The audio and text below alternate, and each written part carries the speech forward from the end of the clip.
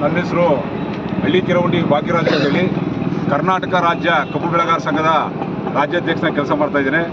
ಏನಿವತ್ತು ಕೃಷಿ ಪಂಪ್ಸೆಟ್ಗಳಿಗೆ ಅಕ್ರಮ ಸಕ್ರಮ ಯೋಜನೆಯನ್ನು ಕೊಡ್ತಕ್ಕಂಥದ್ದಲ್ಲಿ ಸರ್ಕಾರ ವಿಫಲವಾಗಿದೆ. ಕಳೆದ 2 ವರ್ಷಗಳ ಹಿಂದೆ ಬೆಂಗಳೂರಿನಲ್ಲಿ ಭಾರತೀಯ ಜನತಾ ಪಾರ್ಟಿ ಸರ್ಕಾರ ಇದ್ದ ಸಂದರ್ಭದಲ್ಲಿ 950 ಕೋಟಿ ರೂಪಾಯಿಗೆ ನಿರಂತರ ಹೋರಾಟದ ಪ್ರತಿಫಲವಾಗಿ 950 ಕೋಟಿ ರೂಪಾಯಿ ಕೊಡ್ತೀವಿ ರೈತರಿಗೆ ಹೆಚ್ಚುವರಿಯಾಗಿ ಅಂತ ಹೇಳಿದ್ರು. ರೈತರಿಗೆ ಇವತ್ತವರೆಗೆ ಒಂದು ಬಿಡುಗಾಸು ಬಿಡುಗಡೆ ಮಾಡಿಲ್ಲ ಸರ್ಕಾರಗಳು.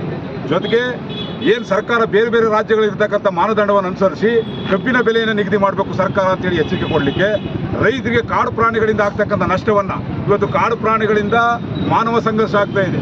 ಬೇಕಾದಷ್ಟು ಹುಲಿ ಪ್ರಾಜೆಕ್ಟ್ಗಳನ್ನ ಮಾಡಿ ಸರ್ಕಾರಗಳು ರೈತರನ್ನು ಒಕ್ಕಲೆಬ್ಬಿಸ್ತಕ್ಕಂಥ ಕೆಲಸವನ್ನು ಮಾಡ್ತಾ ಇದ್ದಾವೆ. ಅದರೊಳಗಡೆ ಯಾವುದೇ ಕಾರಣಕ್ಕೂ ರೈತರಿಗೆ ಅಕ್ರಮ ಸಕ್ರಮ ಯೋಜನೆಯನ್ನು ಯಥಾವತ್ತು ಜಾರಿ ಮಾಡಬೇಕು.